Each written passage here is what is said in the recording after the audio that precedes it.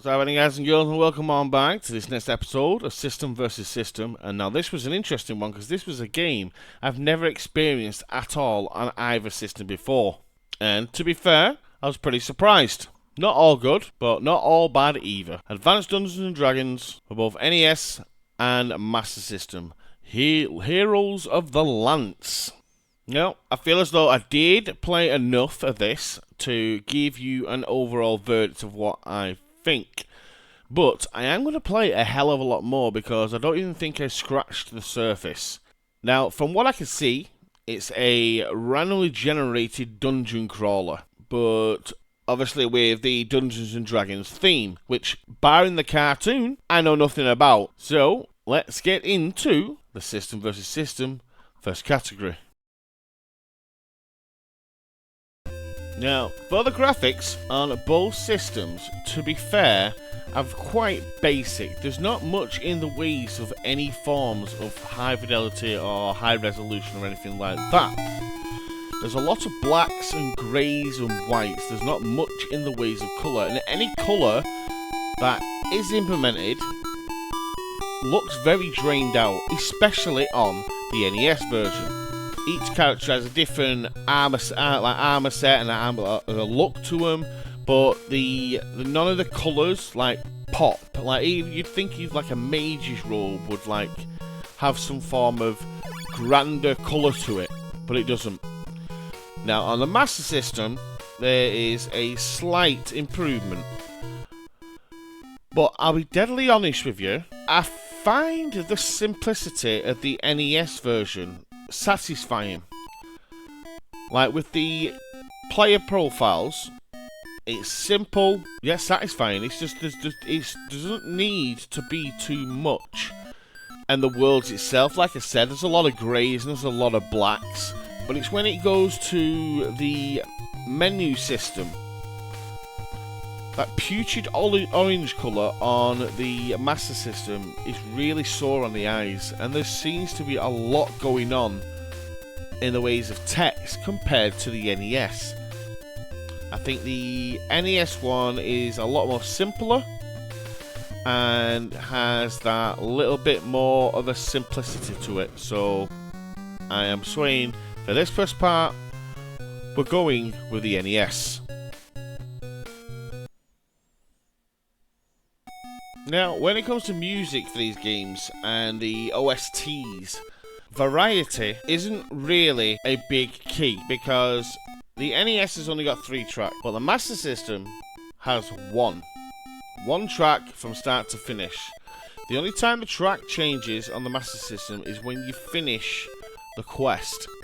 And then you have kind of a 10 seconds celebrational tone, but on the NES, Area 1, 2 and 3 have different tracks, and the final boss area has a different track as well.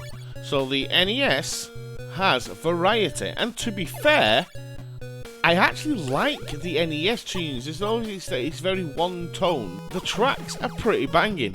I would have liked to have heard the Master System pump out their version of the other sound, the other level tracks, because I would have given it to the Master System because their version of the main theme is really good, and it's better than the NES's theme. But with the NES having a variety of tunes and bangers at that, I'm giving this second round again to the NES.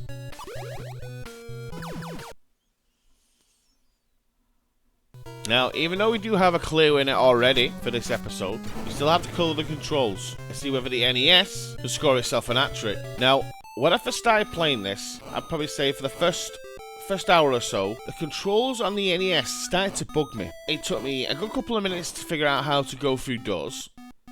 When I had to hold up, you have to hold up for about 3 seconds to go through a door. And I did not understand why that was a thing. You can't just press it to go through a door. So, you go over to the Master System version, and it's literally a press of the up or the down to go whether you go the north path or the south path. And I thought this was so much better.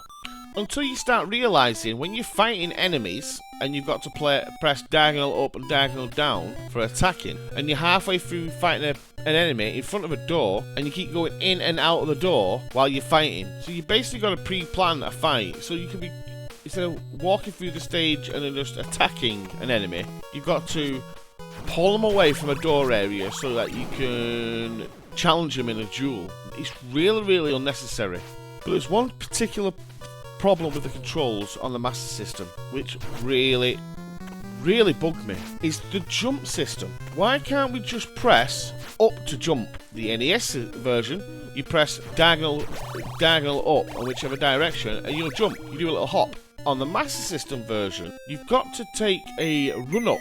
So basically you get your distance, you hold the direction, the diagonal direction in a way that you want to jump, and then press attack to jump. So I understand the limitations of only having 2 buttons on a controller, but 1 button's attack and 1 button's to bring up your menu. So don't make the jump button with the same button as attack. So rounding this one up, and it is an hat trick. The NES absolutely smashes the Master System from start to finish.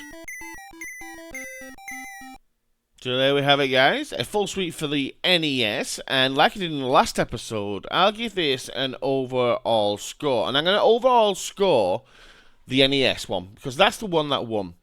And to be fair, I see this game being a hidden gem, especially when if I can learn the game a little bit more. I am going to spend a lot more time playing this, because I think I'm going to enjoy it. So, currently, I'm going to give it a 5. A good, solid 5 out of 10.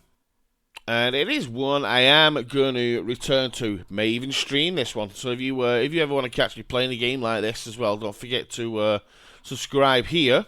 And also follow me over on Kick as well, because that's where you can catch me live. So there's my plug over and done with. But yeah, Advanced Dungeons and Dragons, Heroes of the Lance.